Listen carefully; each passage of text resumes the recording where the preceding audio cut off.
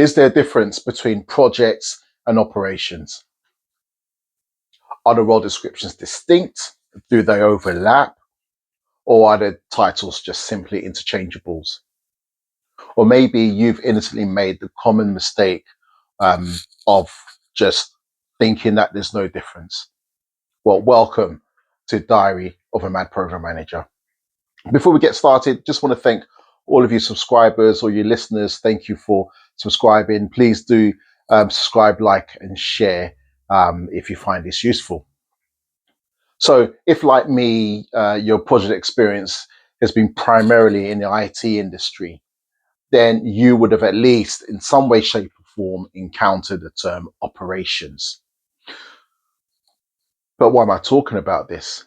Surely you may think there's no big deal, whether it's operations or projects, operations, does it not matter? Well, here's the thing. They do contribute towards the organization's overall goals. However, there are some distinct differences that you need to be aware of. Okay, so, and especially if you're about to undertake your PMP exam, because this is actually covered in there as well. So let's start by looking at projects. So a project, some key points about a project. A project is a catalyst for change, and it's initiated on that basis. A project has a defined start and end date. If you're in a project that doesn't have a defined end date, you are basically doing BAU operations, and you do well to maybe look into that. A project also uses a diverse matrix team, meaning that the team is selected from various delivery streams in your organization, but each with a unique skill that will contribute towards the success and completion of the project. And also, finally, the project ends once the objectives have been completed. Now for operations. Operations covers the business's usual to maintain the status quo. And it's an ongoing process because it sustains the business. The team typically will be from the same function and report into the same manager.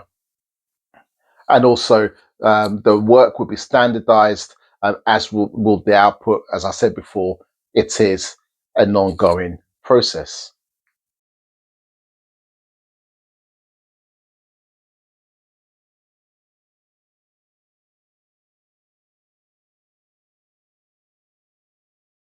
Uh, 2 points. Number one, in your job description. So when you're applying for a project manager role and you mention anything operational related, either directly or descriptively, then this will flag your CV as a non-project management CV. AI and ATS will flag this, and your CV and application could be discarded before you even get off first base. So to give an example of some of the wording that you might find in a operational CV as opposed to a project management CV. So you may say you managed a team. The better way to phrase that would be, I led a cross-functional matrix team. That's very project management specific. Second point is the leadership type of leadership within a project as opposed to operations. So similar to the above point, the type of leadership language is a slight shift left.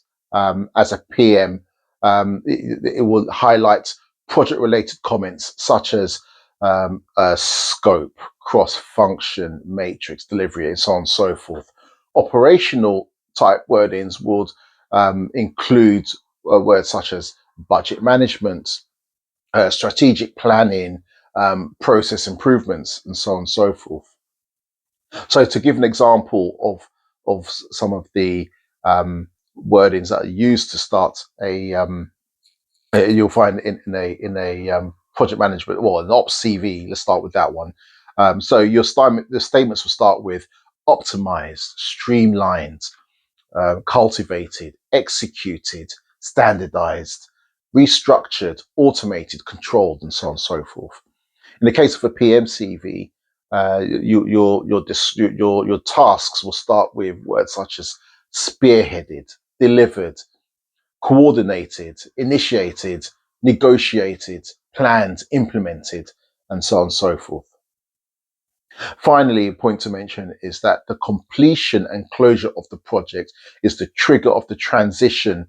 It's like the threshold moving from the project environment into the operations business as usual.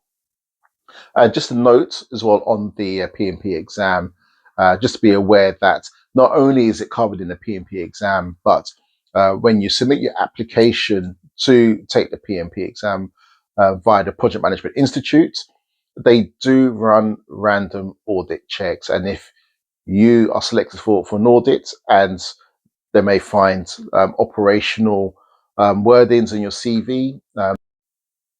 So my advice is as follows. Firstly, amend any of your experience that's a hint at an operations style function and align it with more the project management experience. Also, if you're about to apply for the to the PMI to book your PMP exam, ensure that you align your experience as closely as possible with the project stages outlined in the PMP domains, which is initiation, planning, executing, monitoring / controlling, and closing. So, on that note, just to take note, make the adjustments and go and secure your PMP certification or your project management role.